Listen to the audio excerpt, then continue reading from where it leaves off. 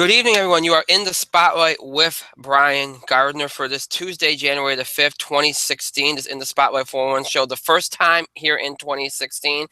And it's going to be a little bit different here tonight because, number one, I'm wearing a headset. Look how professional I look. Woo. No, no, okay, fine. Um, well, that's one of the things, and hopefully, if there's any sound issues, please do let me know, and hopefully, you let me know throughout the show, and don't wait to the end of the show to let me know, because that'd be very problematic. We don't want that. That would suck. Um, as I said, this is our first show of 2016. Lots of changes. I'm wearing a headset. Ow, that hurt. I was going to try to do something different with the screen. I'm going to see if I can do that for Thursday. I don't know if it's going to work or not. I was experimenting, wasn't having much luck. And the reason why I want to do with the screen is because of the way we're going to do this show from now on. It's going to be more topic focused and less about, oh, okay, we got to do sports. Oh, now I got to do this, got to do that. It's going to be more efficient. It's going to be more organized. It's going to be kind of a throwback. I mentioned this last week. It's going to be a throwback to like our first, I think, year or two on the show when we were kind of just, we discussed these topics. That's what we did. We're not going to really recap things anymore. We're just going to kind of focus on different things, aspects of different things. Like, for example, tonight, one of the topics we're going to talk about is last night's Oklahoma-Kansas game, which went 3 overtimes and was really, really amazing.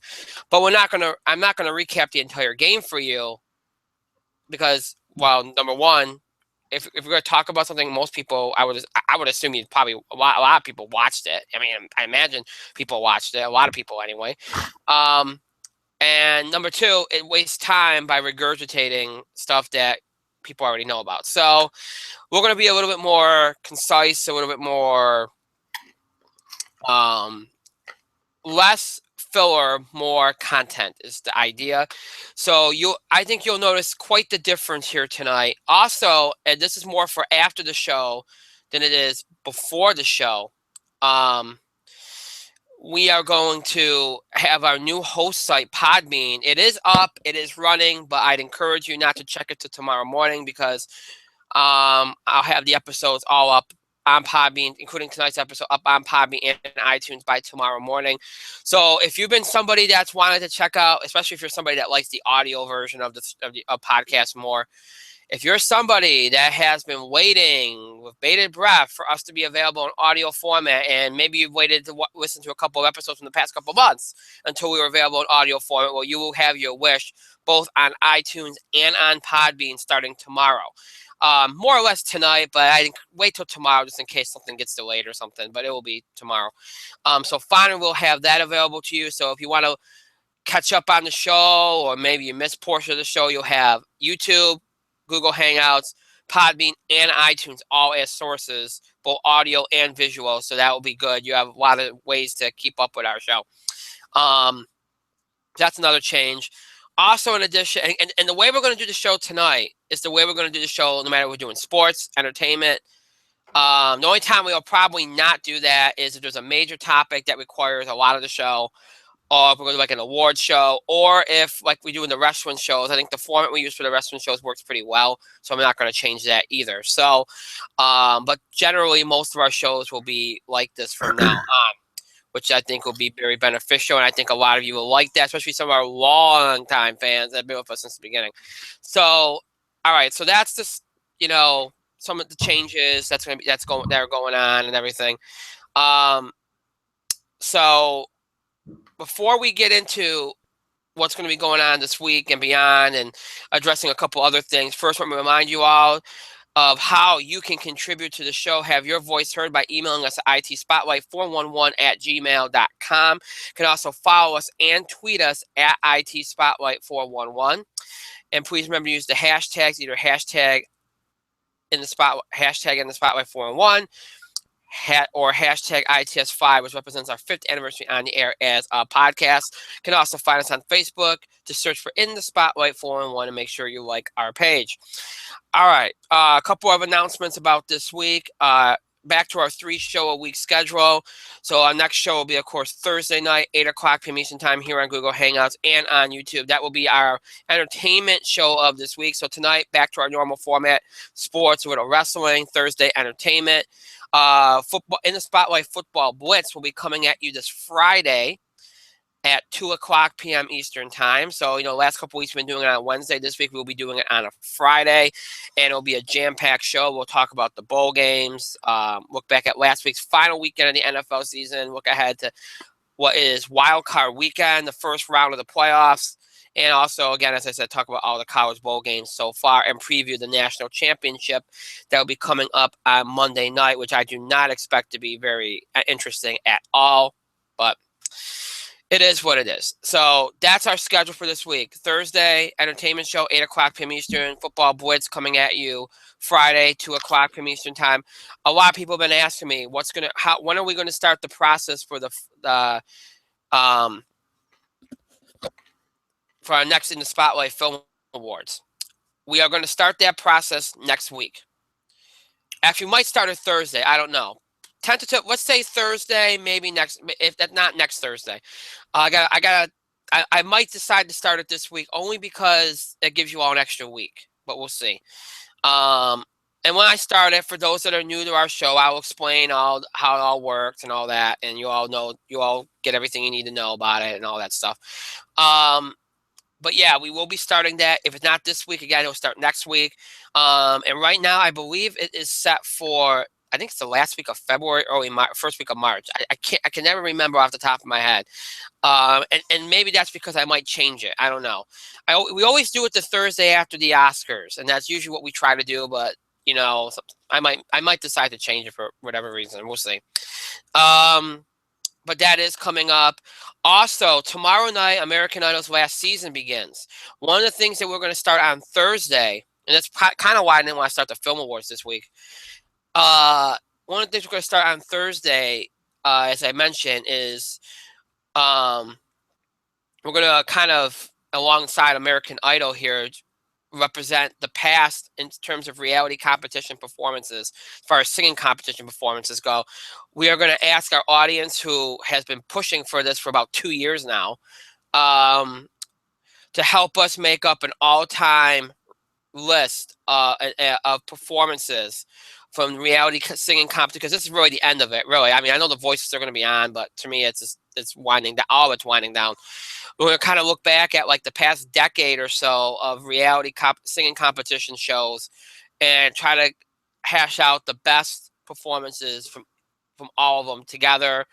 And, I think we'll probably do like a separate thing for Idol too, just because, but that's what we're going to start on Thursday. It's something that we've been putting off. It's something that we said we'd do as a part of our 5th anniversary. So that will be starting on Thursday. I'll let you all know how that's going to work and all that stuff on Thursday. So that's one other thing as well. Another little thing that we do every year that people always ask me about, especially after the new year, is the when are we going to start our bracket bugle, our bracketology segment? We won't start that till the first week of February. I don't like to do it in January. It's just too early. First week of February, we usually do it for I think 4 or 5 weeks or something like that. So we will start that the first week of February, and that'll be a weekly segment that we do every week on the show. So mark your calendars for that. We like I said, the first Tuesday of February will be when we start to do that. All right, so that's all the information you really need to know right now. Changes, announcements, schedule for this week, etc. So we'll leave it at that. All right, so with all that being said, we are going to start right here, and this is where things are going to get new and interesting, because we're going to do things very, very different, as I said tonight. Normally we'd go, all right, we are going to go into sports, and we are going to do sports first. But the way we're going to do this, again, is more topic driven. So for all our longtime fans that are going to be kind of like, oh my God, what's going on? This is why I would like to have the topics on the screen, but it is what it is. Can't have everything, you just can't. But here we go. We'll start off here with the 411 of sports here, talking about Ben Simmons, who I don't even know if Mike knows who Ben Simmons is. Do you know who Ben Simmons Nope. is? Well, he is predicted to be the #1 pick in the NBA draft this year. He is a top recruit. He plays for LSU. Of course, LSU playing Kentucky tonight, and what a lot of college basketball pundits have called a must-see game because of Ben Simmons. Of course, not translating to many wins for LSU, who are 8-5. Nonetheless, this is more of a spotlight game tonight with Kentucky against Ben Simmons. I think it's the first time Calipari's going to face like the #1 recruit, because he did. They're not usually the #1 recruits on his team, and in this case, it's not. But yeah, Ben Simmons, who is he is a phenomenal player, and if you've been looking around, already a lot of NBA pundits are already talking about where he's going to go, what team he's going to go to, who's going to trade up for him. Apparently, Simmons has already talked about having interest in the Lakers. First of all, I love how we're treating this like he's a free agent and can go sign with anybody. Newsflash, he can't. Okay? Wherever he gets drafted, unless he pulls like a stubborn kind of power play and gets himself traded a la Eli Manning, okay? He is not going to be going to a team of his choosing, okay? He's not going to be doing that. He will get drafted to a team, and that's that. And if that team wants to trade his rights for something else, then there it is. Now, the Lakers could use Ben Simmons in a huge way because he's a scorer. They need scoring. But there's a lot of teams that could use Ben Simmons right now in the NBA. Now, here's my issue with this, okay? And as I said, and this is why we're talking about it more or less, not because Ben Simmons is not a great player, not because Ben Simmons ain't going to be a #1 pick in the draft, because he is, because of the fact that already, and it's not like we don't already talk, it's not like we don't talk about recruits and who's going to the NBA net all year round. We do that. We all know that now. That's the way. That's the nature of the game.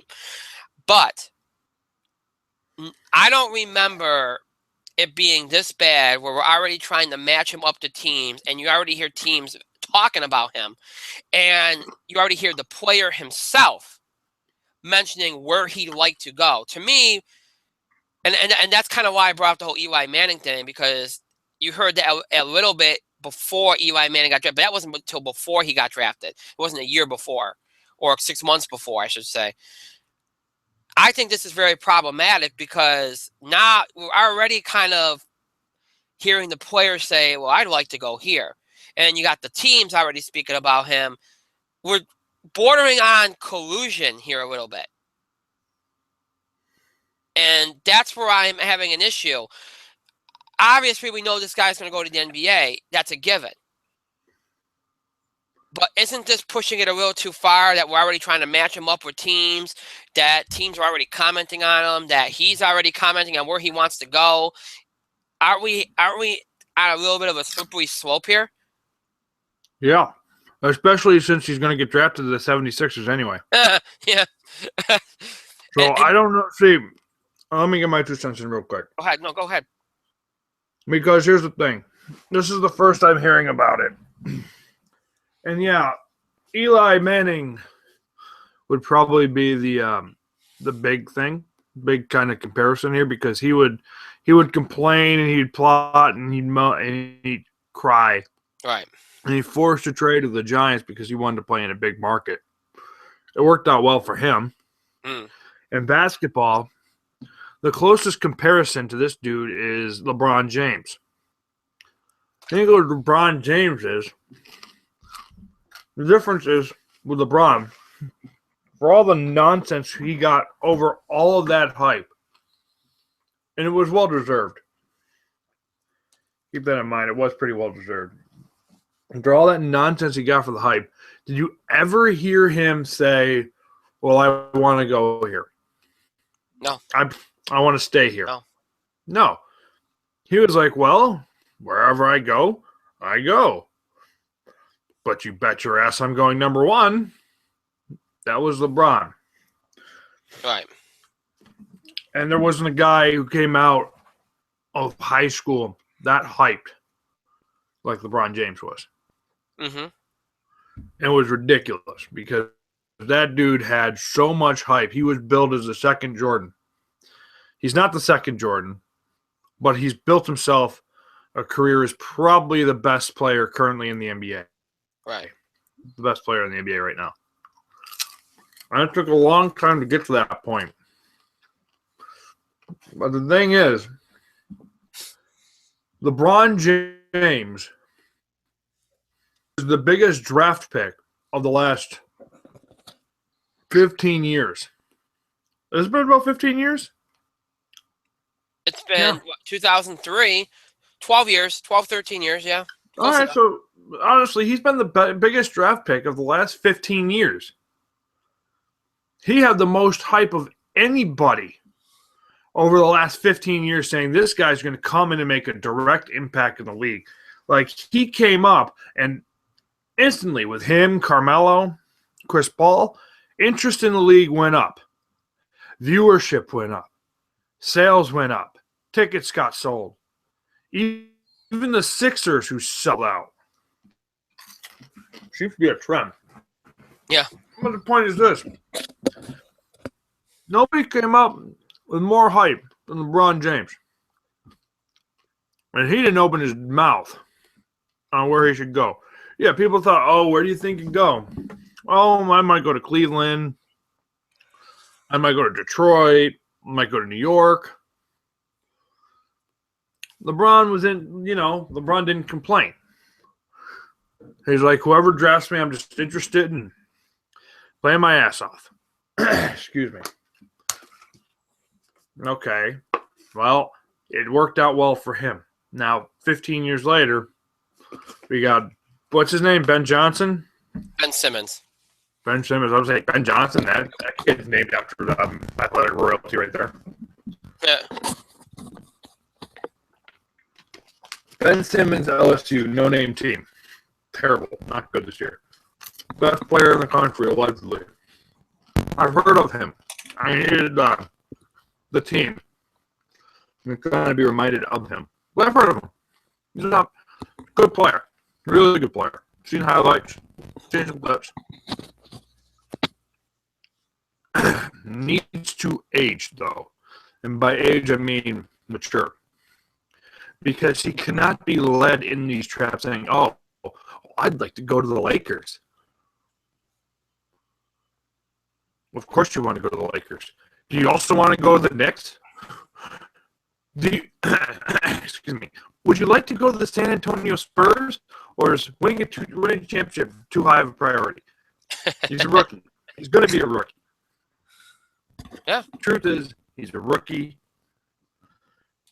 He's going to come into the league like, oh yeah, you had your year at LSU. Congratulations, welcome to the big leagues. 82 games a year. Right. Can you stand the grind? Great. You were considered the best player. It took Anthony Davis about 2 or 3 years to get acclimated to the grind. He's probably the best center in the league right now. Easily. Not comparison. Easily. He's probably the best center in the league.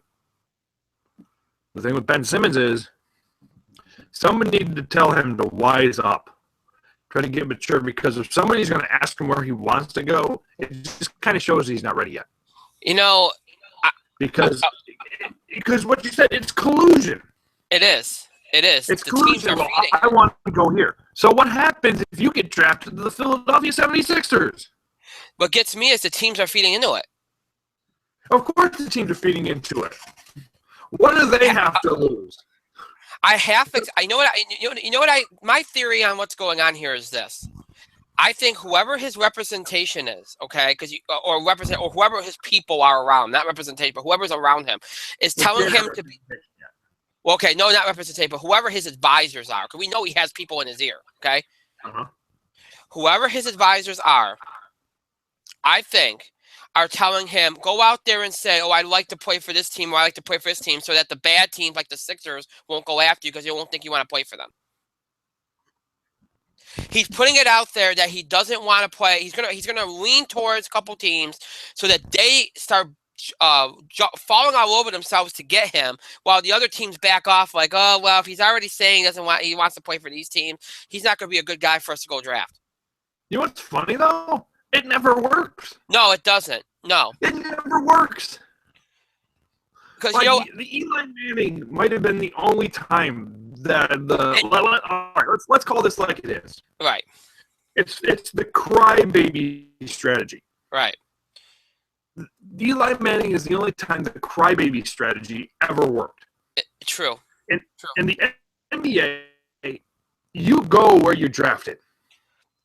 You go where you drafted. And if you traded, well, you go where you traded. And right. Chances are you're going to end up in the D League, and that happens to first-round players now.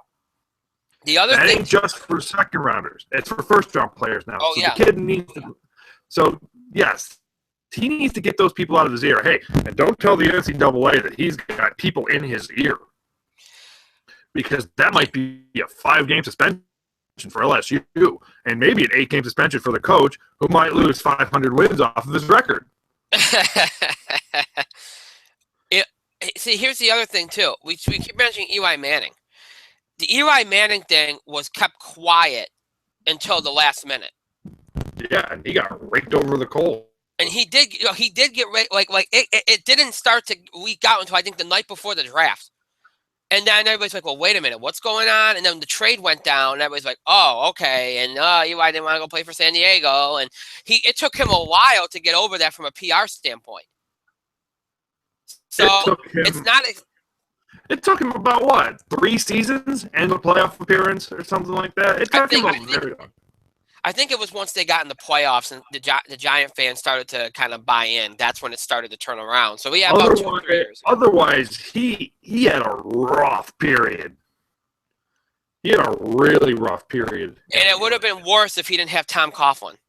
It would have been worse because Coughlin kept kind of, he's the one that got him through it. He kept kind of trying to deflect it a little bit. Coughlin got him through it. So it really, if he had a lesser coach, then it would have gone on even longer, even despite the playoff run, So yeah. So, but yeah, I like Ben Simmons. I'm going to be honest with you. I like Ben Simmons. I like Buddy Hield more.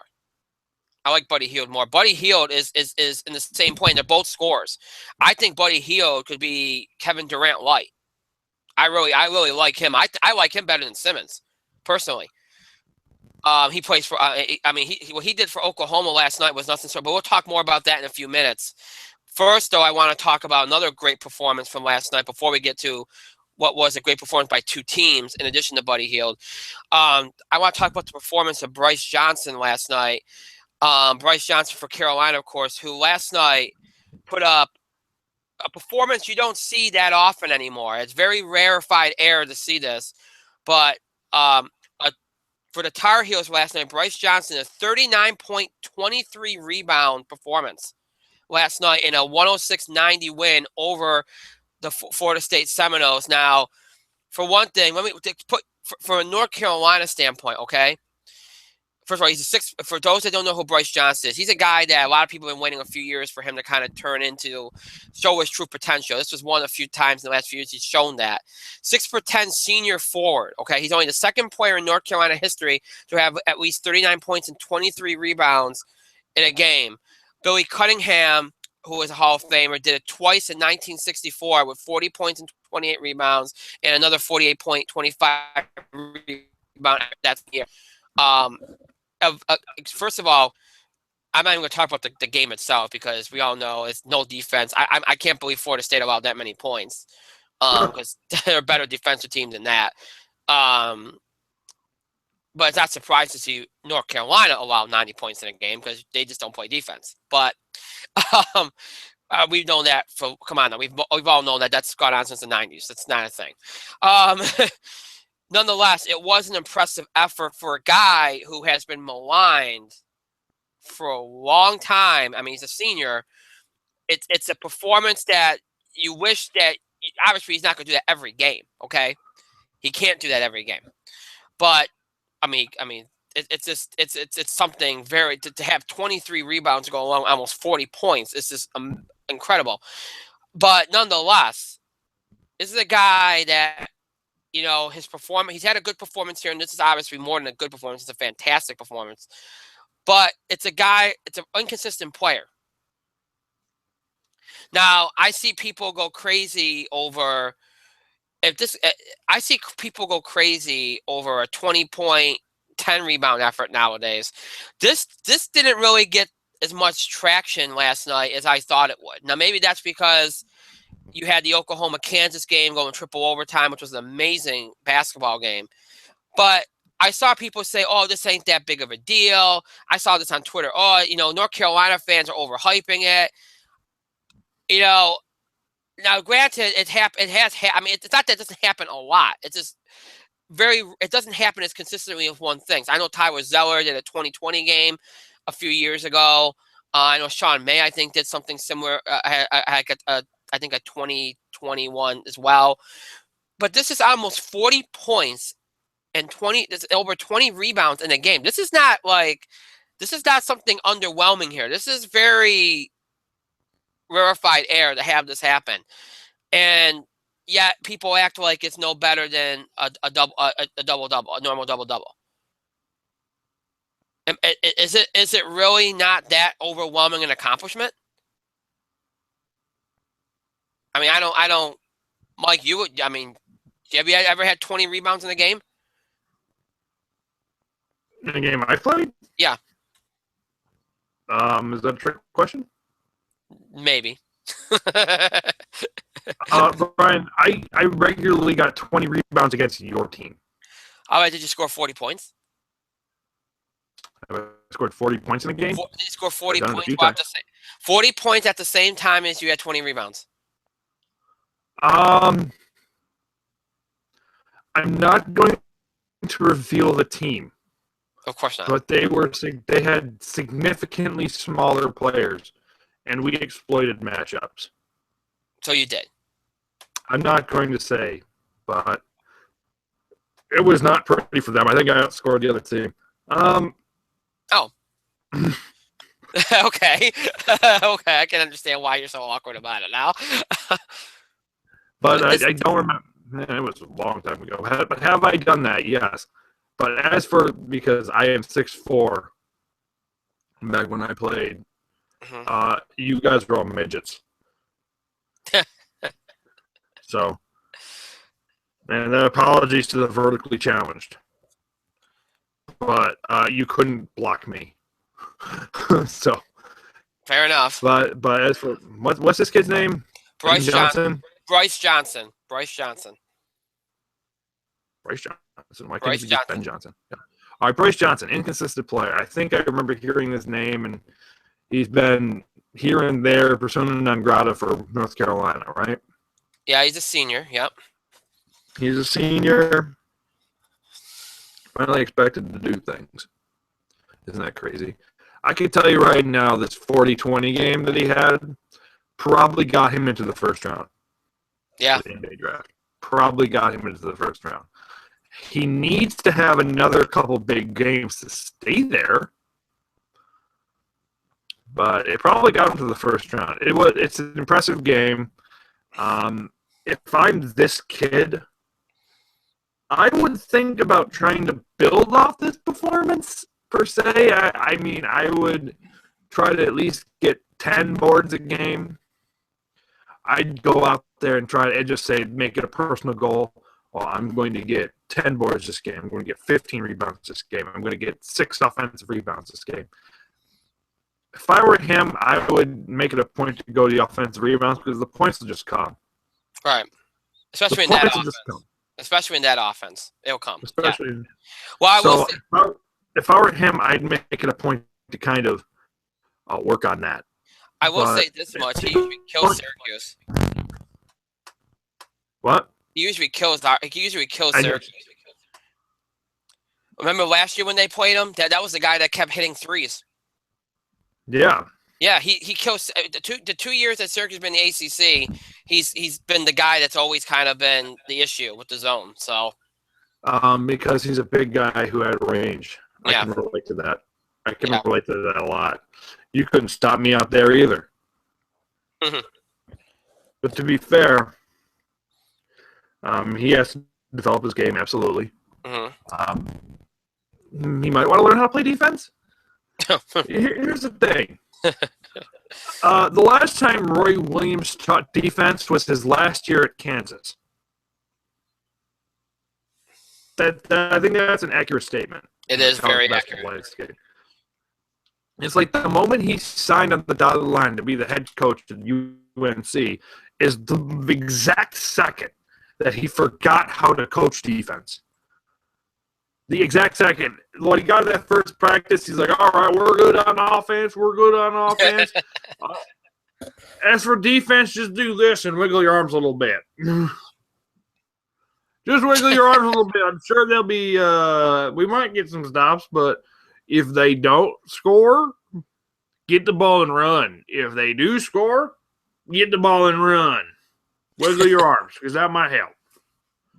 That's Roy Williams. Coaching defense at UNC. Wiggle your arms a bit. Might distract them. And if their center's a real big fella, be sure to give him a whack.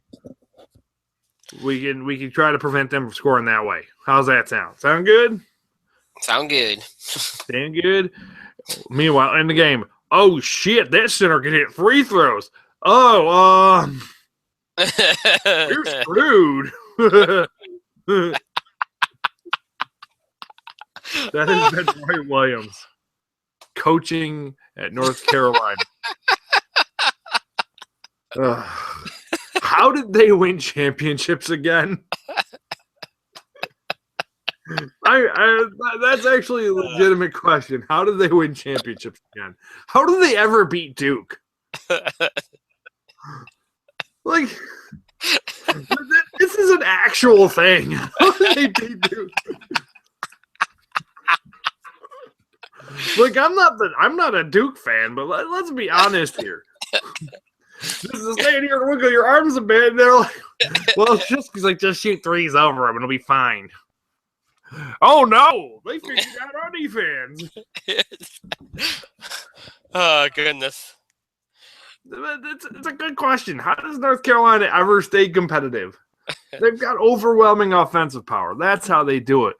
But there's a reason why in the last bunch of years, Carolina has fallen off.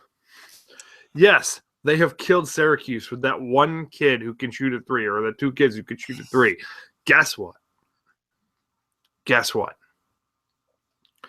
If you've got two kids who can hit it to the three consistently against Syracuse, well, congratulations. You just figured out the Syracuse defense. Pretty much. And that's hard to say because I'm a fan, and I think last time I checked, they were losing to Clemson. Clemson, who is not as good as they are. Yeah. That hurts.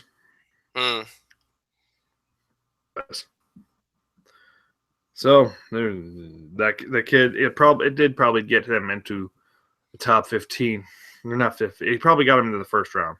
You look at a player like that, and you mentioned this. He should go out and try to build off this and go out every game and say, I should get X amount of points, X amount of rebounds. And a lot of people are going to sit there and go, well, you shouldn't think like that. Think about the team. Nobody's saying not think about the team, but I think it's good as you look at your team goals, but you also look at your personal goals. If I do this, then I'm helping my team. Exactly. I don't know how you can twist saying, I want to go out there and get 10 rebounds as a selfish thing. No. Oh, no. Because if I go out there and get 10 rebounds, then my team just got 10 rebounds. I mean, let's think of it this way. If he goes out there and scores about maybe 10 to 15 points a game and gets 10 rebounds, they're going to win a lot of games. Yeah, because they have a consistent rebounding threat.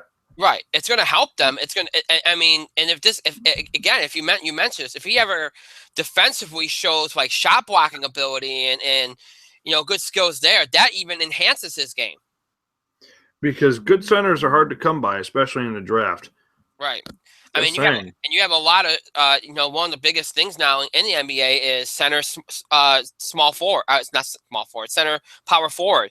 They're kind of interchangeable now because there's such a lack of centers that so many power forwards become centers in the NBA now. So this guy could end up being like a combo kind of power forward center. Yeah. And if he develops his game enough to fit into that mold, it makes him a lot more valuable to a lot more teams. Yeah. So that's the bottom line. So you gotta try. Right. All right. So Brice Johnson, great performance, but obviously last night was college basketball wise was owned by a game that, obviously when you saw Kansas Oklahoma highly rated at the beginning of the season, you knew this would be a game that people were going to circle on the calendar. It ended up being a game between number 1 and number 2 in the coaches poll. And here's the thing that was interesting about this game. Oklahoma was number 1 in one poll, and Kansas was number 1 in the other. And I think it's like only the second time in history that might have happened. So you're essentially the number ones in both polls were playing each other. So, you're going to kind of settle that on the court, which is actually a cool thing to have happen. And it lived up to the hype. First of all, I like to credit Brent Musburger, who I'm not a big fan of, but he did a great job last night with Dick Vitale calling. That was the most. You could tell he was excited about the game. It was one of the most exciting calls he's had in a long, long time. So credit to him and Dick Vitale, of course, who was great. It was a phenomenal college basketball game. I'm pretty sure, Mike, we've talked about this on the air a number of times, that one of our favorite college basketball games was the SU-UConn 6 overtime game. Yep. And a lot of people knocked that game because they're like, oh, it only went 6 overtime because they were missing so many shots. It wasn't that epic a game. There was a lot of missed shots, missed free throws. It was kind of rough to watch, et cetera, et cetera. That's the minority. Most people appreciate that game and think it's one of the best games of all time. But that game gets knocked for that, which is bogus, but I digress. This game, I saw people saying the same thing about the second overtime and the third overtime. Oh, wow, you're missing shots. This ain't that. First of all, these are college players, okay? Once you get out of the first overtime, they're getting exhausted. Some of these guys have played 40. You look at the minutes list. Let me give you the Oklahoma minutes list. You had Spangler with 51. You had Latin with 46. You had Cousins with 39. Buddy Hield and Jordan Woodard both played 54 and 50 minutes respectively of basketball. That's just the Oklahoma side. Perry Ellis on the Kansas side played 53. That's a lot of minutes of basketball. These guys, the longer the game goes, are going to miss free throws. Because they're not going to have their legs from under them. They're going to miss shots. So it is going to be kind of like a war of attrition once you get beyond the first or second overtime. So it's using that, saying, oh, well, they're missing shots and stuff to knock a game and diminish a game's greatness, whether it's the SU-UConn game or last night's Oklahoma-Kansas game, is completely ridiculous. What do you expect these guys to be? Superhuman? I mean, you go out there and play that much basketball at the pace that they were playing, because this game finished 109-106 in favor of Kansas. You play at the pace they were going, and you see how you feel at the end of in the third overtime. Especially when we're in the middle of January. Come on now. It was a great college basketball game, highlighted by great performances. A lot of the scouts were there, of course. You have a lot of talent out there. Wayne Shelton Jr., Frank Mason III, Perry Ellis, of course, a big player for Kansas. Of course, a big player for Oklahoma, Buddy Hield. This is a big year for Oklahoma. Ron Kruger's finally got this team in the top 5. They are a really good basketball team. They are a potential Final Four team. We all know Kansas is year in and year out. Kansas, once again, trying to, have the Big 12 title come through Lawrence. Well, they made a good first step last night in doing that. Every time Kansas needed a big play, whether it was on offense or defense, they got it. Oklahoma had that going, that same kind of mojo going for a long, long time. It just ran out of gas at the end. Kansas made too many big shots down the stretch, made free throws even late, despite the fact they missed a couple in the overtime periods. But even in a loss, don't diminish what Oklahoma did in this game. A phenomenal effort, especially from Jordan Woodard with 27 points, and Buddy Hield, who I just mentioned. I think I actually like him better than Ben Simmons. Buddy Hield, to me, is a phenomenal basketball player. He could be Kevin Durant, even though he's not big like Kevin Durant, as lengthy as Kevin Durant. He's a guard, obviously, but to me, he scores at that same clip. He is a phenomenal scorer. He had 46 points last night, 8 rebounds, 7 assists. He was just phenomenal effort last night from him. He to me is just, it's going to be interesting to see between him and Simmons who gets Player of the Year, because I think it's going to come down to those two. But a great effort. And Perry Ellis, who doesn't get the credit, first of all, he's a classy guy, great player to watch. Last night he had 13 rebounds, 27 points, 1 block, 3 assists. He had a phenomenal game, played 53 minutes. He is a really, really, really solid player. And he's one of the most, I think he's one of the most underrated players in the country. He is just a phenomenal player. He doesn't get some of the accolades that some others do. And maybe that's because he's a senior. What are those? But he is just a phenomenal player, and he deserves to be a high draft pick. He's very consistent, 15 to 20 points a game. He gives you usually double-digit rebounds. Great basketball player. Great game last night. If you haven't seen it, if it's on, it's going to be on ESPN Classic, I imagine, eventually or something. But check it out. It's a phenomenal basketball game. Definitely the best game of this season so far. It lived up to the hype. And Oklahoma won't be dropping that far. Nor should they. Mike, did you happen to see any highlights or anything from this game? I saw what I saw. Yeah. When I saw it. Because, unfortunately, despite how epic a game is, it didn't involve teams I like. Right. So, some of us had to work. So, right. So, unfortunately, I did not see the entirety of the game. Have I seen highlights? It was a big game. It was like an epic game.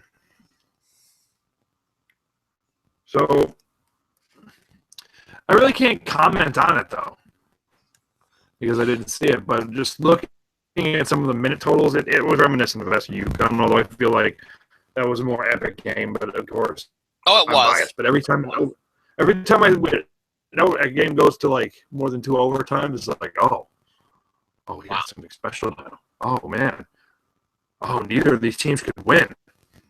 And it was a battle of titans. Unlike SU UConn, which was a conference game. Excuse me, a conference tournament game. So it's harder to go home. This one is just like, you win and you get to be number 1. You lose and you kind of get to stay exactly where you are. Right. Winner gets to be 1, loser gets to be 2. So. Right. That's all I think that game had going for it. It's a big game, though. And you're looking at... It's unfortunate Go ahead. No, I was about to say it's unfortunate it didn't have higher stakes other than who gets to be number 1, who gets to be number 2 next week. Well, you know what? They are going to play for higher stakes because these two are going to play each other one more time. And then if the Big 12 title game is not these two teams, I'll be shocked.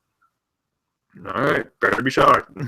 I think it's going to be Oklahoma, Kansas for the Big 12 title. I really do, and it's going to be. It'd be if it's up to even half of last night, it'll be epic. But just to dovetail into the next topic, a lot has been said over the last couple of days about not the whole top 25, but more or less the top 10. The whole top 25 has been topsy-turvy all year, but the top 10 especially. It's not very abnormal to have, a team. I remember a couple years ago you had this. Whenever a team got to number 1, it seemed like they lost. But there's been so much upheaval in the top 10 this year. I think the only teams that are still kind of there from earlier, obviously Oklahoma just got their first loss last night, so they've been in there all year. But Maryland, Virginia dropped out, came back in, lost last night, will drop but probably stay in there. Michigan State wasn't in it, got in it, it's been in it for most of the year. They lost, now they're at 5. North Carolina's been in and out of it. Arizona started out of it, has now joined it. Providence has been in and out, has been in it, just got in it recently. Kentucky's been in and out of it. Xavier got into it. Villanova's been in and out of it. Duke's been in and out of it right now. It's currently out of it. Iowa State the same way. It's been one of those years, and people keep going, "Oh, it's crazy." Are any of these teams going to be consistent? Look, these teams are consistent. First of all, a couple of teams have been plagued by injuries. Duke, Iowa State, especially. But here's the thing about college basketball: it'll all play itself out. It's not like college football where if where you're ranked at the beginning can play a big role in where you end up. It's all going to play itself out. Every year we look at the top 25 going into the season. We go, you know what? None of at least more than half of these teams don't belong where they belong. And over the first couple of weeks, some of these teams lose and they drop out, and you end up finding. And the longer it plays out, you see it become a little bit more representative of how these teams really are, of how good they really are. So that by the time you get to March, you might look at it and go, all right, there might be a couple teams that you still quibble with, but for the most part, you look at least at the top 10 and go, yeah, that looks about right. At least it's the right 10 teams for the most part. It'll get there eventually, but people, it always boggles my mind how every year you see this. This is not very abnormal. Maybe it's a little bit more topsy-turvy than usual. Maybe some of these teams in the top 10 are a little bit more inconsistent than usual.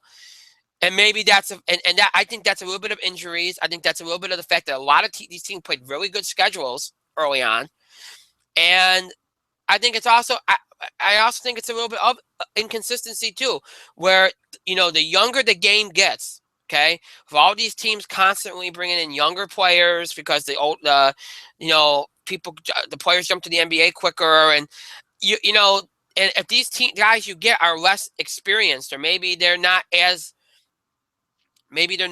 ready coming into your team, it can lead to inconsistent play. Just because highly touted prospects doesn't mean that they're going to immediately get it. So it might be a little bit more crazier than usual, but it's, we've seen this before. Okay. And really it doesn't matter. The rankings don't really matter until late in the season to begin with. And even then they don't. It depends where it's all it really matters. You're getting into the tournament. You just have to be one of the top 68 teams. That's all. Right. Yeah. And that's the bottom line. All this is really a gauge for us to judge a game. And, if you're a team that needs a quality win, you look at it and go, oh, I'm playing number 8 in the country. Well, okay, here's a quality win. I mean, it's all just lip service. That's all it really is. But what really surprises me year in and year out is how people react to this kind of stuff happening. It's, oh, well, boy, it's crazy. These top 10 teams keep losing, and it's not that crazy. It's not that abnormal. It's not that out of the realm. And especially in the current climate of the last 8, 9, 10 years, with guys going to the NBA and that kind of creating. You got guys going to the NBA early, and that kind of creating more parity in college basketball. Look, the bottom line is you look at the top 10 right now. We know Kansas is going to stay in there probably all year. We know Oklahoma, Maryland, Virginia, Michigan State are all probably going to stay in there all year. And Kentucky will probably be right in there. The other spots are up for grabs. Some of these teams are just going to stay there all year because of that. They've already shown us how good they are. By now, we're going into the second week of January, right now, we know that much. And the rest of these teams will fill it in based on momentum, based on how they continue to grow as teams. That's how it works. But it's not any more crazy than usual. Maybe amongst the top 10 it is to maybe a little bit, but overall, and so much of college basketball is about matchups now. So much of it's about matchups. Like you could be, let's say Kansas beat Oklahoma last night, number 2 team in the country. But, Kansas might not match up. Let's say Kansas plays Michigan State. They might not match up well. They might lose to Michigan State. You know what I'm saying? And you might go, well, wait a minute, how could Kansas beat Oklahoma lose to Michigan State? Well, maybe Michigan State's better, or maybe it just was a better matchup for Michigan State. That's really all. So much of it. I always tell people now, when you go into the tournament, don't necessarily look at the seeds. Look at that team and how it matches up with that other team. Because if that team's a zone team, like let's say Syracuse, and they're playing a team that is one of the best shooting teams from three, that's not a good matchup for Syracuse. Nope. And let's take Duke right now. Let's say Emil Jefferson doesn't come back for Duke. Well, let's say Duke plays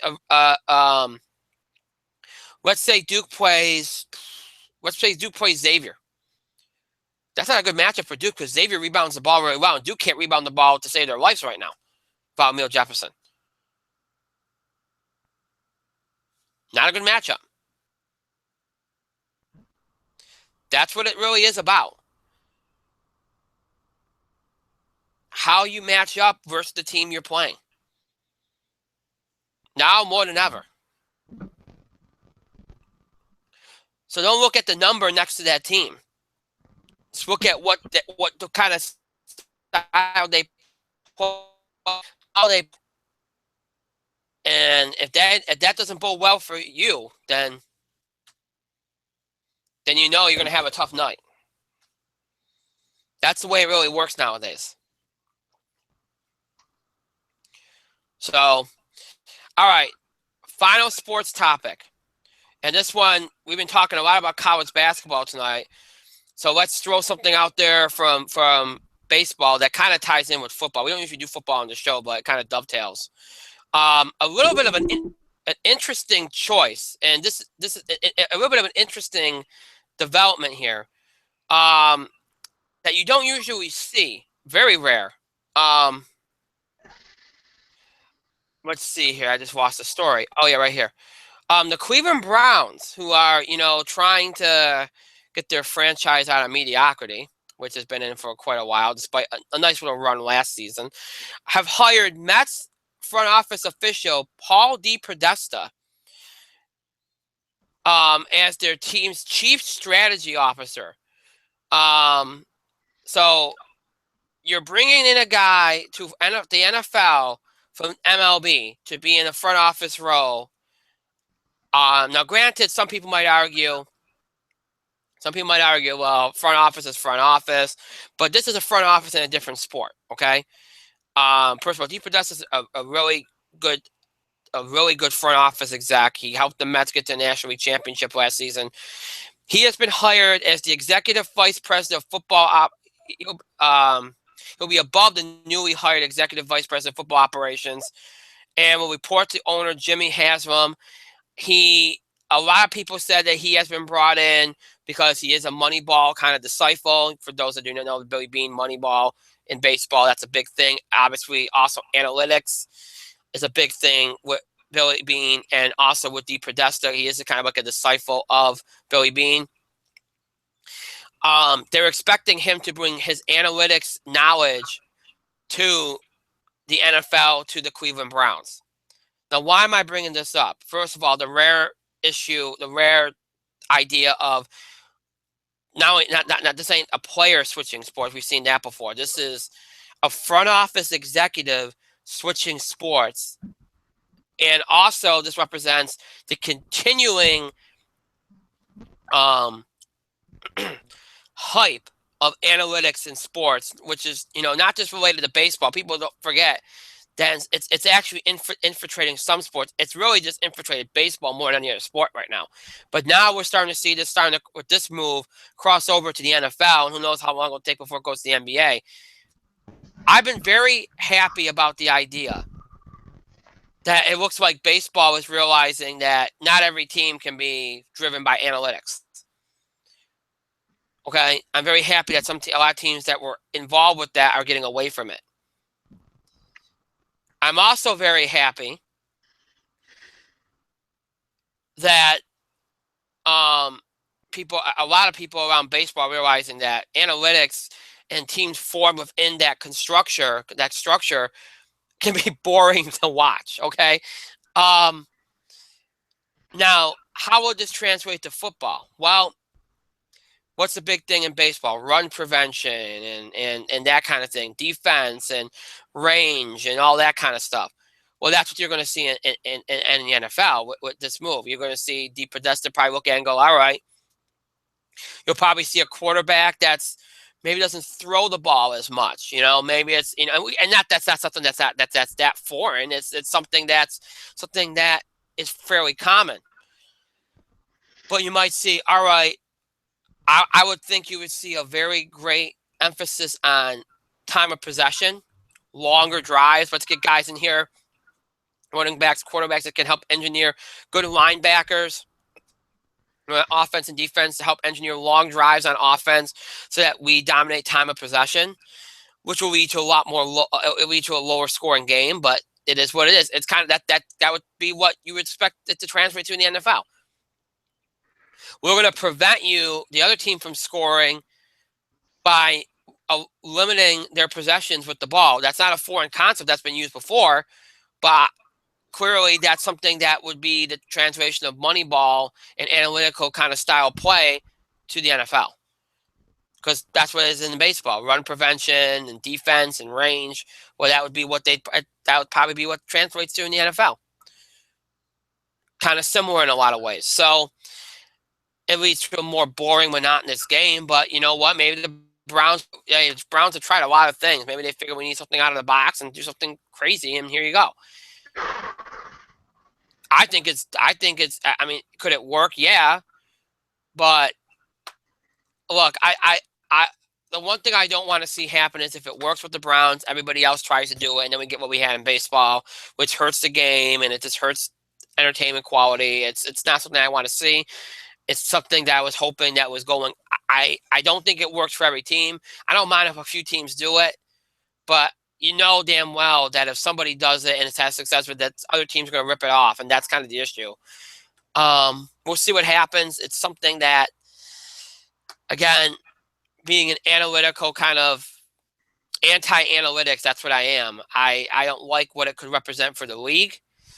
I don't like what it did for baseball. It's boring. It's, but it is what it is. It's a rare thing to see happen. I don't imagine Mike has anything to add on that. Don't care. I didn't think so. I just wanted to bring it up because of how rare it is.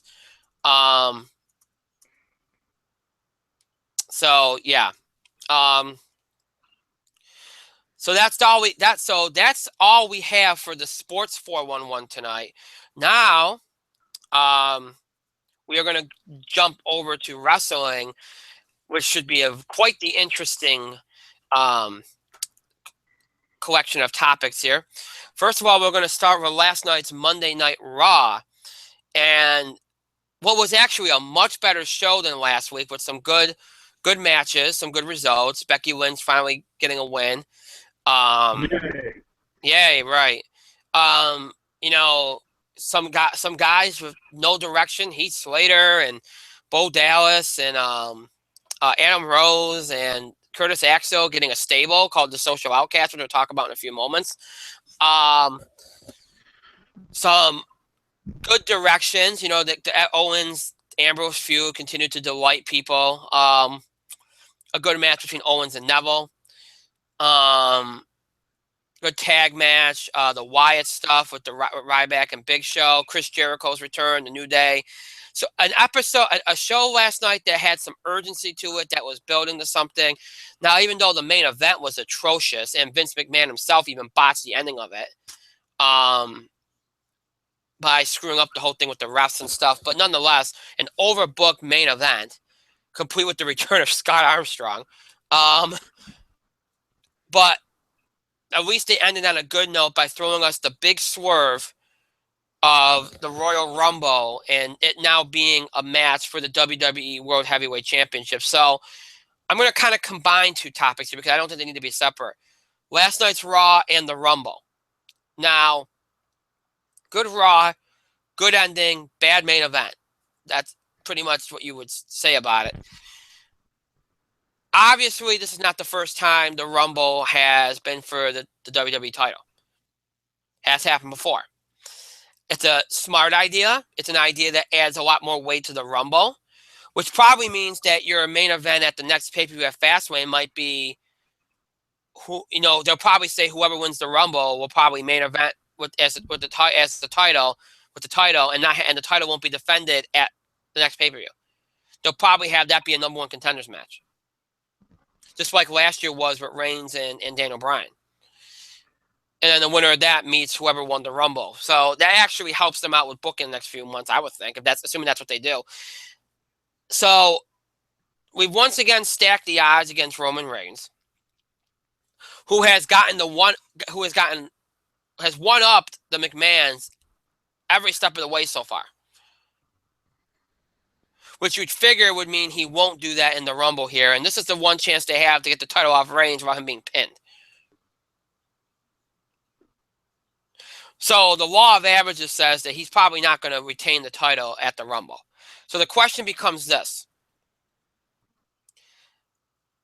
Who wins the title? What are we looking at in the Royal Rumble? We know some of the participants, including the returning Chris Jericho. Who wins this? Who are we looking at? What are we looking at with this Rumble? And where are they going with Roman Reigns now? I think it's obvious. So, Mike, what say you? Last night's Raw, the Rumble, what are your thoughts? Okay, first of all, Roman Reigns defending the WWE Championship in the Royal Rumble. Never been done before, okay? 30 men, Royal Rumble, 1 championship. Can they beat Roman Reigns? What's the focus of the Rumble on? Roman Reigns. What should the focus be on? The Rumble. And? Whoever wins the Rumble. The championship. Right. Easiest solution, and I can't even claim it as my own. I read it on Twitter. Lil Karibo, Martin Bellany, made a lot of sense in 2 tweets. What Vince McMahon should have did last night was strip Roman Reigns of the championship. And his rematch would be at the Royal Rumble. The winner of the Royal Rumble would win the vacant championship. And suddenly, the interest is squarely on the title and the Rumble. Is it copying something? Yes. And I'm going to tell you what it's copying. In 1991, Hogan and The Undertaker fought for the title. Undertaker won it under dubious circumstances over Hulk Hogan at Survivor Series. A couple of days later, Hogan won it back under dubious circumstances at this Tuesday in Texas. Then President Jack Tunney, kayfabe, held the title up and declared that the winner of the 1992 Royal Rumble would be the WWF champion. Was the focus on Hogan and The Undertaker? Absolutely. However, they used that Rumble to build up another guy at the time who was just coming into WWE from another federation. And they used that Rumble. Not only did they take, and there's 2 things going against this, and I'll get to that real quick. So, yes, the whole focus was on Hogan and The Undertaker. However, this gentleman entered at number 2 and then won the Rumble. This person's name is Ric Flair. But the difference is they had an extraordinarily competent commentary team at the time. And let's be clear here. This team was Gorilla Monsoon and Bobby the Brain Heenan. And Bobby the Brain Heenan is easily the best color commentator in the history of the business. Nobody else comes close. And Bobby Heenan had the match of his life. He called the match of his life. And he made everything Ric Flair did to be important. He came in at number 2. He survived. He's still in. He's lasted over 40 minutes. He built up Ric Flair. So when he actually won the championship at the end of the night, and it wasn't Hogan or Undertaker, it was a big deal. And that's just, I feel like that's how they probably should have run it. Now, they don't have the benefit of Bobby the Brain Heenan. They don't. But honestly, I would take Bobby the Brain Heenan looking like he is now over the current commentary team, because at least I know I might get decent commentary from Bobby Heenan after post-throat cancer. Post-throat cancer. I get better commentary than the three stooges they have over here. It's like, fuck you guys. But unfortunately, the championship is still on Roman Reigns. The focus is on Roman Reigns. Now, the story is whoever wins the Rumble, oh, well, they didn't pin Roman Reigns. Oh, well, they didn't pin him. Roman is the uncrowned champion. Roman is the focus. Last 2 years have been spent building up Roman Reigns. The shit failed. It failed. You tried building him to the next big thing. It failed. You're trying the McMahon stuff. You're trying the authority stuff. You're trying to make him this weird mixture of Steve Austin and Daniel Bryan, and it failed. Roman Reigns isn't your guy. Roman Reigns should be used like Batista at this point. A badass, no promo skills. Batista actually had promo skills towards the end. Roman Reigns does not have any. He's a badass. He's there for championships. You kind of use him at an upper card position, and eventually you turn him heel. That's Roman Reigns. You make him into Batista. Now the story is that Roman Reigns is going to defend the title, and he's going to get screwed by Triple H, and whoever wins the championship is going to be overcast over the shadow of fake Batista. So that is my problem with the Rumble. That is my problem with the last night's main event. You know what? You know what's the worst part? Sheamus had Roman Reigns pinned after the 2 Brogue Kicks. All Vince McMahon had to do, because you know what would have happened, was that's it. Quick count. 1, 2, 3. He botched the finish. He stared right at Sheamus. Sheamus is like, I kicked him twice, fella. I kicked him twice. Can I win? Can you pin? Vince McMahon looked at it stupefied. Like, oh, God, what do I do? Oh, what do I do? Oh. It's like he's never run a wrestling company before. It's like, what the fuck am I watching? John Armstrong runs in?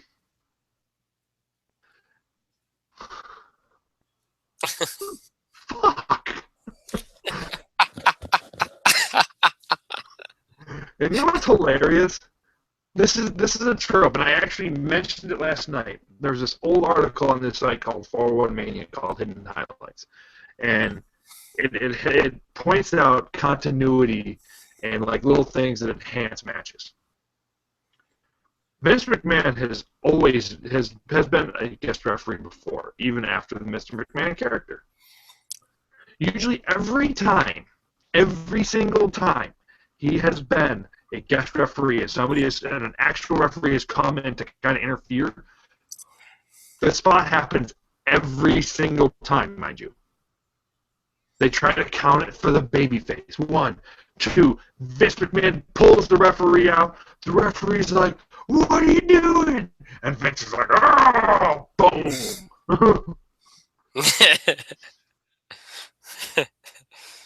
It didn't happen for a while.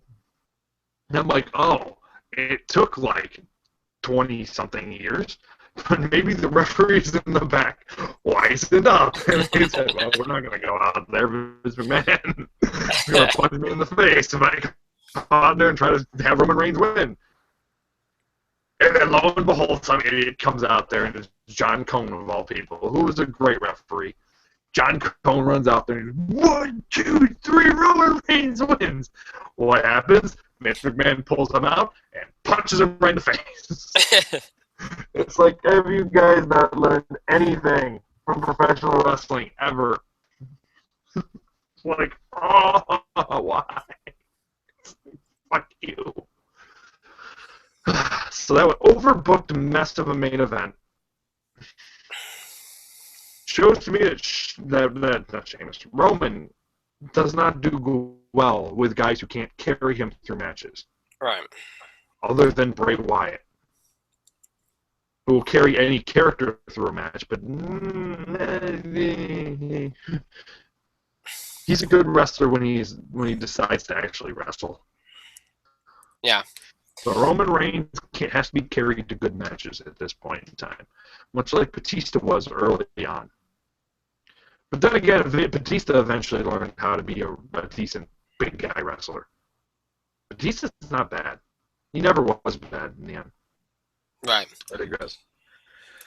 The Roman Reigns can't work a big hoss match, but hey, Restaurant was okay, right? We get this weird faction of jobbers. Kevin Owens gives up way too much offense to Neville. Probably should have squashed Neville in about a minute. Let's be clear. He should have squashed Neville in about a minute. And I don't know what the SmackDown spoilers are, but the only direction they should be going in it with it is that Kevin Owens gets himself disqualified tonight against Dean Ambrose because he brutalizes him so bad. That should be the result. Becky Lynch, because those are the two stories from Raw last night that mean anything. Kevin Owens and Becky Lynch. Becky Lynch reveals herself to be the only face diva on the roster that has credibility. Where'd Natty go? Where'd Natalya go? I guess they don't have anything for her, I guess. Really? Because I'm pretty sure they could use a face diva to job out to Naomi's group. Team Bad. Mm-hmm. Instead of Becky Lynch, who is your only face diva.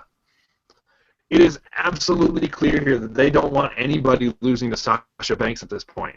Or excuse me, anybody beating Sasha Banks at this point. The problem is the last 2 weeks you had Becky Lynch, who is your only face diva, lose to her twice. This week, you have her beat the Divas champion, and then you brutalize after building up a title match, in which case Becky Lynch should probably win. Let's be clear, Becky Lynch should probably win the title tonight and carry that motherfucker into WrestleMania, where she will lose the title to the only diva they care about. Yeah. Sasha Banks. There it is. I just booked the Divas division for the next 3 months. You're welcome. Owen should get disqualified. Disqualified against Ambrose, but hey, the match with Neville was good. The problem is you're building Owens to a match against who? Brock Lesnar? Yeah. You're building Owens for a match with who? Brock Lesnar? The Rock? Yeah. The Undertaker? He shouldn't be giving up 5 minutes worth of offense to Neville. Sorry. I like Owens versus Neville. I thought they had a great little match. At this point in time, you can't have the guy go over anybody. You can't give up anything to anybody. He needs to brutalize Ambrose tonight, get DQ'd, say, oh, I got bigger things in mind. Other than that, Team Jobber. Yay. Roman Reigns is champion. Yay. But there's my thoughts on Raw. Well, you addressed a couple of topics in there, so that's good. You asked me to address a lot of things, so I addressed a lot. Well, you did. You did good. You did good. No shit, I did good. No, it's your turn to do good. Good luck. Okay. I already mentioned my idea, my thoughts last night, but here's I understand your point about it's Roman Reigns kind of okay. The Rumble is not about who it's supposed to be about, but at the same time, I liked what they did because it made it kind of cemented for me the fact that number one, Reigns ain't going to win it. And let's face it, a lot of people are running around, even though people are still out there going, "Oh, Reigns going to overcome all the odds and still win it." He's not going to win the Rumble for two reasons. One, he's beaten the McMahons at everything since he won the title. He ain't going to do that here, and Triple H hasn't come back, so that has to come into play. He's probably not even going to get a rematch for the damn title until after WrestleMania now. He'll get screwed out of the title at the Royal Rumble. Him and Triple H will go back and forth, and then he'll face Triple H at WrestleMania, and then he'll probably ask for his rematch from whoever wins the title at WrestleMania. What I like about this Rumble is it looks like they realized, number one, they need star power, so Jericho's back. You know Cena's probably going to be in it. Brock Lesnar may or may not be in it. I mean, it's going to have star power. It's got some intrigue to it now because we don't know who is going to win it. We know what's potential. There could be a couple potential matches for WrestleMania, but we don't know what matches might have the title. So there's some unpredictability. For the first time in like 5 years, it's not obvious who's going to win, or we haven't heard exactly who might win. So it makes it a little bit more fun, and I like that they seem to be building actual storylines this year going into the Rumble. You got Roman Reigns and what's going on with him and the McMahons and Triple H.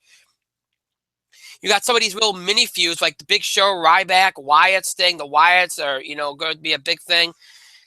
You got Chris Jericho's return. You're going to have some big surprises, some of which we'll talk about a little bit early, maybe a little bit later, I should say, maybe. And to me, it's got more intrigue. Now, look, yes, you got Roman Reigns and overwhelms the whole entire thing, which is a problem. It is. It's a problem, but I also think it could be a big problem. Let's be honest. He was going to overwhelm the whole thing anyway. If he went into that, he was going to be a thing no matter what this WrestleMania season. You know what? I disagree with you on that one point because here's the thing: when Hogan was stripped of the title, let's face it, he was a bigger star than Roman Reigns could ever hope to be, and he didn't overwhelm that Rumble. That is Hulk fucking Hogan at the height of Hulkamania.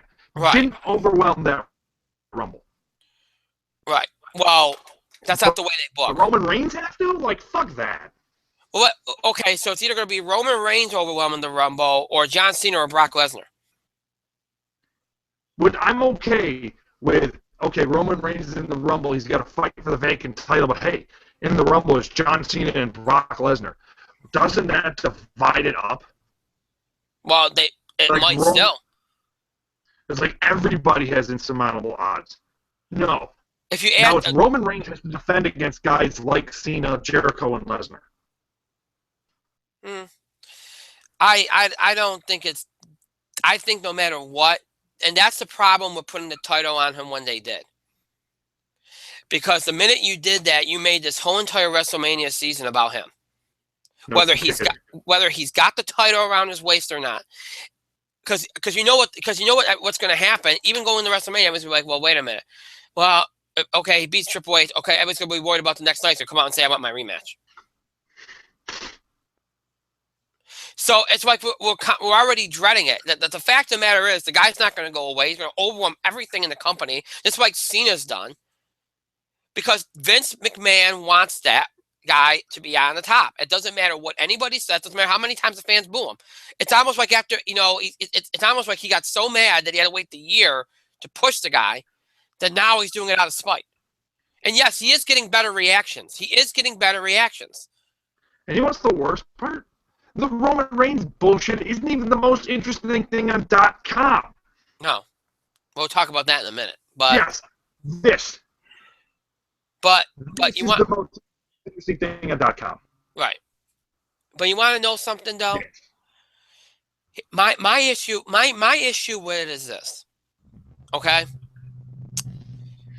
Two things. One, I think they were too quick to reveal this information. If this was what they were going to do, I would have waited till the week before. After you put Lesnar in it, after you put John Cena in it, and then you're like, all right, you know what? Here you go, Roman. You're defending the title against these guys. Or you tell Roman, you know what? I'm taking the title off you. We're holding it up. And you got to fight 29 other superstars to get it back. But really, it's the same thing because he's going to be, it's the same thing. He'd basically be going into it anyway. But to me, I like it. Does add some intrigue. I like what they're doing with the Rumble. In theory, with star power, with intrigue, at least it's something. Now we'll see where the dominoes fall over the next few weeks. Excuse me. We'll see where the dominoes fall in the next couple of weeks. Brock Lesnar's coming back next week. We'll see what happens there. Obviously, we have Undertaker as well, and we'll see how that figures in. Now, Mike mentioned Kevin Owens. We mentioned Kevin Owens in passing a couple times. So we don't even have to address that topic because we already kind of did. All I would say is this, and I'm not so sure it's all about the WWE's booking or just the way Owens plays these things, but it doesn't matter who he's facing, whether he's facing a Brock Lesnar, a John Cena, an Undertaker, or The Rock, or somebody like that, okay? I like the direction the character is going in. I do not like the fact that they last week he takes out Neville, destroys Ambrose. And then this week he has to have a quality match with Neville instead of just I usually don't advocate for squash matches. But if you're booking this guy to face a top tier legend, he needs to have squash matches. And as much as I love Dean Ambrose and him the whole table spot shouldn't have happened. Mm-mm. Why are we still playing this Intercontinental title feud? You want an Intercontinental title match on SmackDown? Run Ziggler. Have Ziggler go for it again, or give Ambrose a new opponent. The Ambrose Owens thing, as good as it is, and it's a good feud. It's great. It has the potential to be one of the best feuds they've had in the recent years. But it's not good for either one of them to take a loss right now. So get them away from each other. You want to revisit this when one of them has the world title? Fine, that's great. When both of them built up and you got maybe Ambrose chasing the title or something, that's fine. Go for it. By all means, that's great. But right now, it's not the right time for this. Ambrose got taken out last week. That should have been the end of it for now. The match with Neville had to happen. It should have been a squash match. Have Owens make a big speech about entering the Rumble or something, and then go on. And then have him come out next week and have another squash match, another squash. You know what I mean? That's what the way it should have been. I like the direction what they're going with the character, but I do not like the way they're going at it. Again, I don't know how much that's WWE and how much that's him, but still, I don't like it. And Mike, you've already spoken to that, so. Yep. So let's address one more thing here, and that is something that you mentioned also in passing: the social outcasts. Heath Slater, Bo Dallas, Curtis Axel, Adam Rose, all who teased something, a big change yesterday, came together last night, and obviously Heath Slater got an upset roll-up victory over Dolph Ziggler, which is poor Dolph, but I digress. They announced themselves as the social outcasts. It's a direction. It's something for them. How much this is because Heath Slater, has gotten the fans behind him, so much so that he got that interview with Michael Cole a week or so ago by fan demand.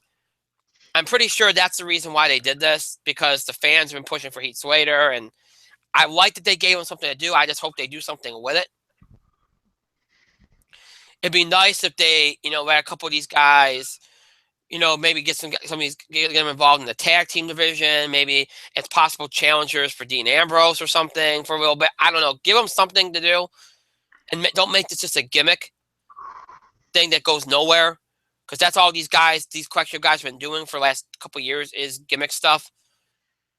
It's a good idea to use these guys and give your roster more, the rest of your roster more to do, but it has to go somewhere. That's one of the things I liked about last night was you got these guys in the social outcast. Titus O'Neil and Stardust got a match that was quality. I like the fact that they used more of the roster last night, and maybe that's something you're going to have going forward. It was mentioned, and this should maybe have been a topic tonight, but they're taping the first episode of SmackDown for USA tonight, and I guess SmackDown's supposed to be a show treated exactly the same way as Raw from now on, where they're going to have big matches, they're going to have cliffhanger endings. It's going to immediately have continuity with Raw and build things up. It's going to be treated as important again. Well, maybe because they're going to treat it as important again, maybe they know they have to build up some more of the roster to be able to, do more than just have the same matches that you had on Raw on SmackDown. I thought it was a big positive though. And I like Heath Slater, and he came off he almost came off intimidating last night. Maybe that's because you got Bo and Curtis Axel and Adam Rose next to him, but still, and look at him. It looks like he's leading his own stable. Wade Barrett would be proud, Mike. Isn't that hilarious? Even though Wade Barrett's part of another stable. Yeah.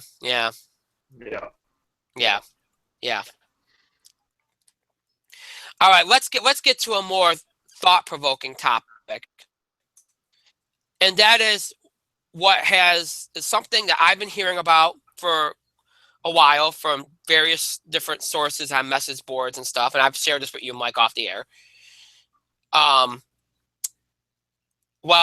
Yesterday, Dave Meltzer and a number of wrestling dirt sheets, wrestling news outlets picked up this story about 4 New Japan Pro Wrestler stars potentially jumping ship to WWE. And those performers are Doc Gallows, AJ Styles, Carl Anderson, Shinsuke Nakamura. Now, let me just explain to you a little bit of details here. According to the word that's going around, pardon me, the when on all these acquisitions is not known, although it is said that Nakamura will take a little bit of time before he comes to WWE. Gallows and Anderson are going to finish up their ROH dates. AJ Styles appears to be done with that. There's talk that one or more of these guys, not more than likely not Nakamura, but there's talk that one or more of these guys will end up making appearances in the Royal Rumble. WWE.com has picked up the story, and they quoted Triple H saying he declined to comment. So there must be something to it. It looks like this is going to happen. I've also read that, and this has been on another news outlet I read today, that at least in the case of Styles and Nakamura, they will not more than likely be going down to NXT at all. Nor should they. The money that's involved, it's not, and not just because of their age, but because of the money that's involved with their deals. It would just be a waste, and they don't want that work schedule on them. Both these guys are expected to be introduced right on the main roster immediately. Now, like I said, there's possibility. I would think the one that might show up in the Rumble is AJ Styles. Whether Anderson or Gallows shows up, we'll see. Nakamura definitely won't. AJ Styles, I could see showing up in the Rumble as his debut. There was also some rumors that maybe one of them debuts today and tonight during SmackDown, but I doubt it. I think that's too soon. But I could see AJ Styles debuting in the Rumble. I would agree with that. And I'm going to tell you why. Because their deals kind of got leaked a little bit today. Right. Anderson and Nakamura have deals with New Japan that finish up this month. AJ Styles and Gallows have just been working on a tour-by-tour basis. They didn't have any contracts. Right. Which is strange because New Japan gave Styles their biggest Gaijin faction and put the title on him like 2 or 3 times. Right. And they put him in feuds with Okada and Tanahashi. Right. So they presented him as the biggest foreign wrestler they have. and he was a star, and the Bullet Club actually reached new heights under AJ Styles because at one time they controlled all of the titles in New Japan with AJ at the forefront. Now, this is not a spoiler. They ran an angle technically last night Japan time, this morning here, where the Bullet Club effectively ejected AJ Styles from the group. The whole story behind that is they felt that AJ showed Shinsuke Nakamura, who beat him, or Shinsuke Nakamura, excuse me, too much respect in their feud, and he lost. He lost the Intercontinental Championship match to Nakamura. Now, real quick, the IWGP Intercontinental Championship is not like the WWE Intercontinental Championship, whereas the IWGP Intercontinental Championship has just as much value as the World Championship in New Japan, and actually, effectively, it actually headlined the Tokyo Dome show 2 years ago. Versus the last time the Intercontinental Championship main evented a pay-per-view was 1992. Yeah, and has been treated like shit ever since. The thing with Nakamura is Nakamura still could, there's a good possibility he could still re-sign with New Japan. There's a possibility, according to some sources, that... But everybody is surprised in New Japan because Nakamura is one of their big stars. They have 3 big stars, unlike WWE, who has 2 big stars. Yeah.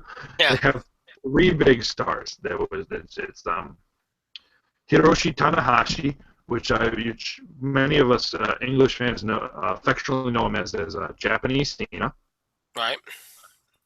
Kazuchika Okada, who is the current champion and young as hell in the future, and Shinsuke Nakamura, who in my opinion, New Japan built their current era off of. They used his popularity. They christened him the new ace, like a new ace, and being considered an ace in Japan is a huge thing. They christened him the new ace, and they kind of used him. He beat Angle. He brought in the strong style era. They kind of built Tanahashi's popularity in wrestling a little off of him.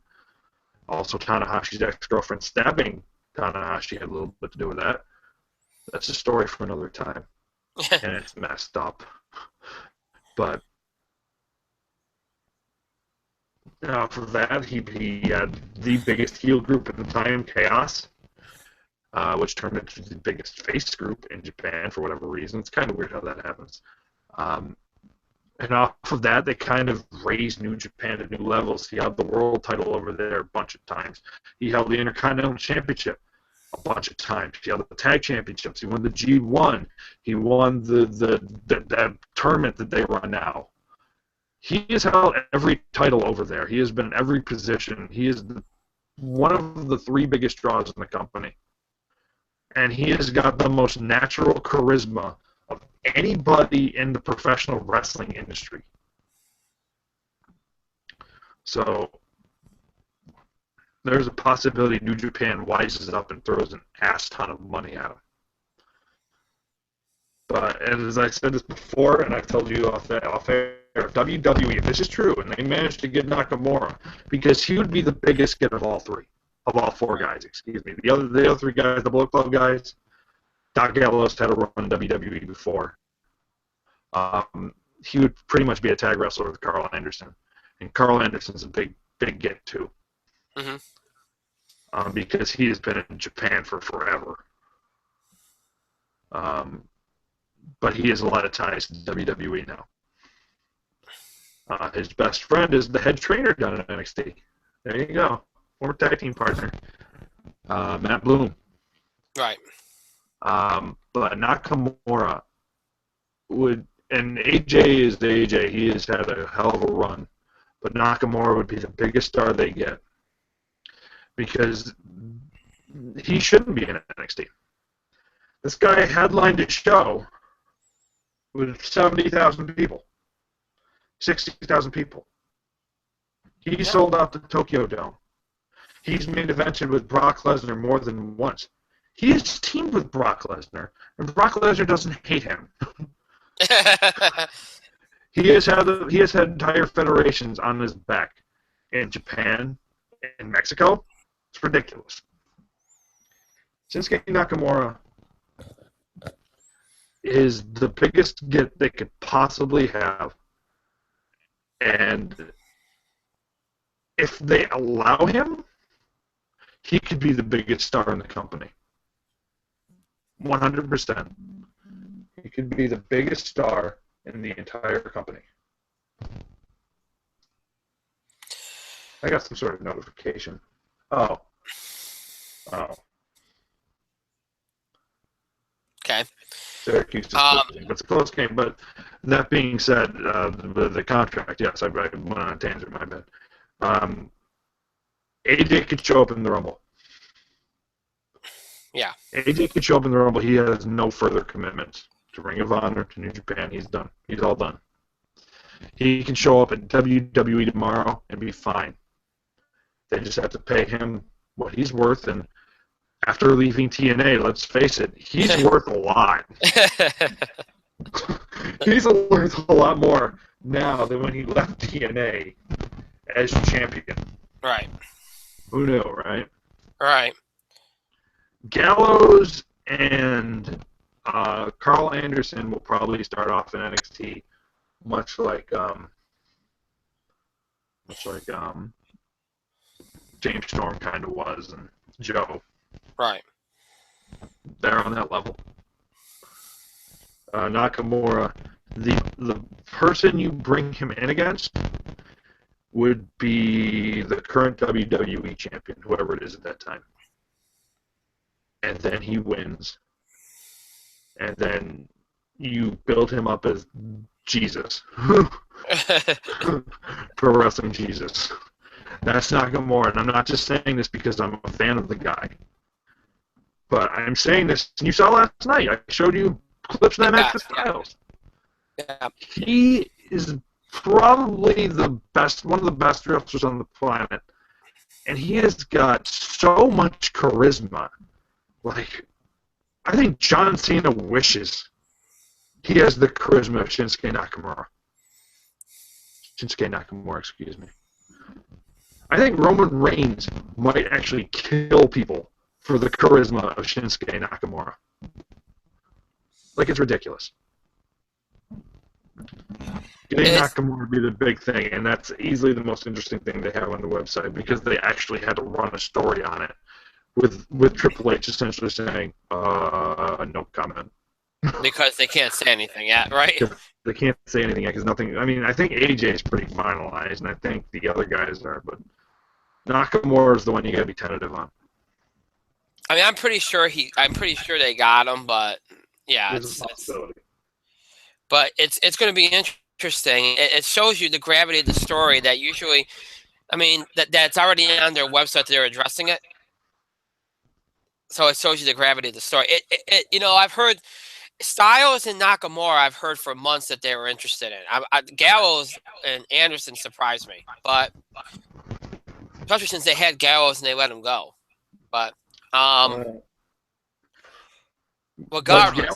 Well, the thing with Gallows is once he left WWE, his value increased because he's proven himself to be a valuable commodity elsewhere. Right.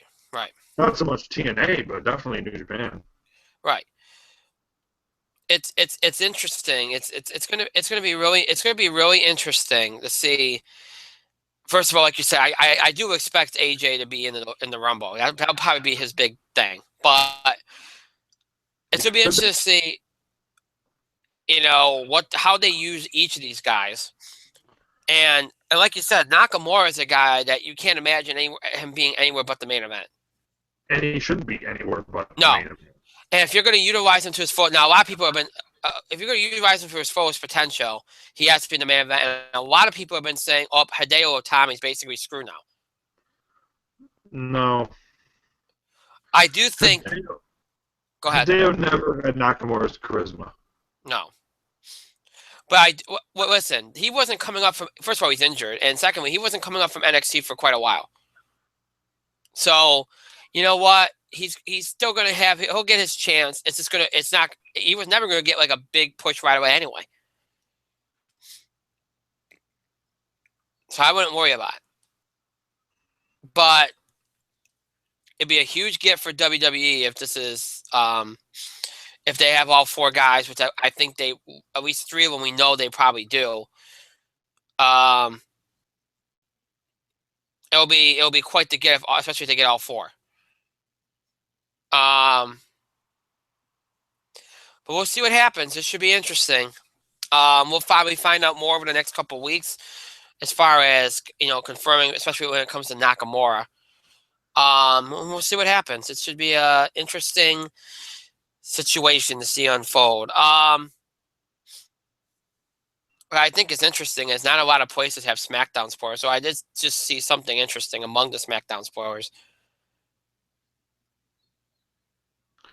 Not a lot of places have SmackDown spoilers at the moment because isn't it in Texas? It just started like 40 minutes ago. So it's in Texas. Right, Laredo, Texas. All I will say is this: those people that were wondering where John Cena was on Raw, well, he starts off SmackDown. So that's all I will say about that. All right, we've gotten through everything we need to get through, so we are going to wind down. Aren't you happy about that, Mike? I'm exhausted, so sure. As always, the show might be over. It does not mean you have to stop it contributing to the show. Make sure to keep having your voice heard.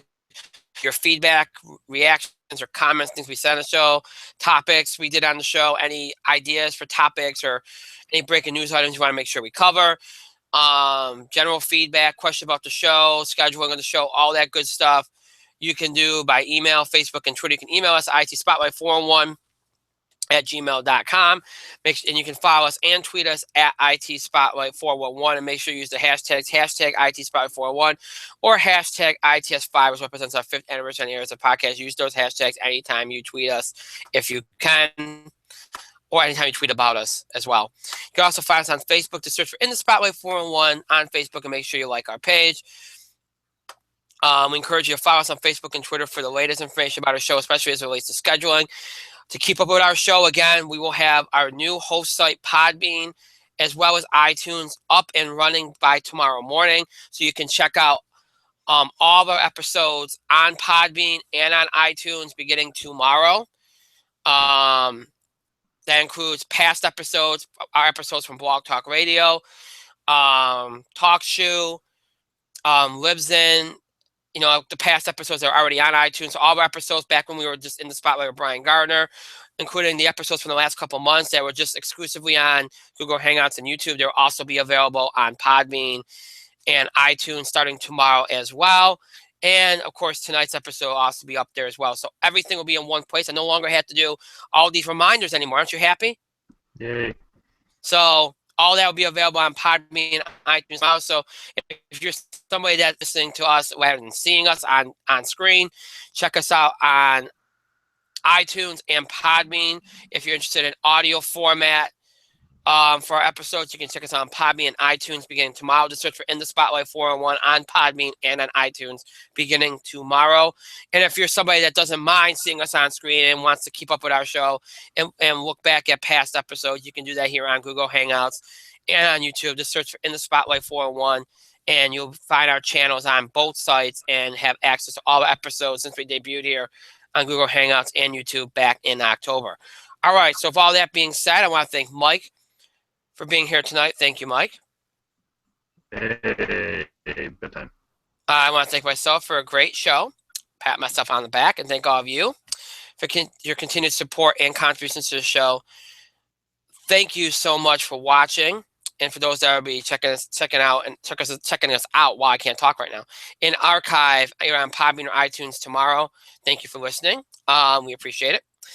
One real quick thing I wanted to mention, really quickly. I should have mentioned this earlier. I didn't. So I apologize for that. First of all, one quick thing. Yesterday was the 1 year anniversary of the loss of Stuart Scott. May he rest in peace. You might have seen there's a big tribute to him yesterday. They raised $2 million in his name for cancer research. So I don't usually do this, but I've been doing it more lately because I think it's good that we use this for something more than just talking about sports and entertainment and stuff. You know, and we're just coming off the holidays, where during the holidays, a lot of people like give to charities and stuff. But I would always encourage, I've said this every year during Jimmy V week and everything, if you can give a little or do something to help in the fight against cancer, cancer research, etc., I fully encourage you to do that. Yesterday, a reminder of how important that is. So I fully encourage you to do that. The other thing I want to mention too, and again, continuing on a more somber note, is I don't know if for many that know this, but Tom Izzo, his father passed away, and he got the game ball yesterday with Michigan State's game yesterday, and so we want to give our condolences and condolences to Tom Izzo and his family. May his dad rest in peace, and thoughts and prayers go out to him. Obviously, that's a tremendous loss. So just wanted to briefly note those two things before we get off the air. All right, so with that being said, I hope you all have a great night, a great Wednesday, and a great Thursday. We'll see you back here for our next show. Thursday night, our entertainment show this week. We'll talk the box office, entertainment news, TV highlights, all that good stuff on Thursday, along with beginning our reality singing competition, all-time greatest rankings list.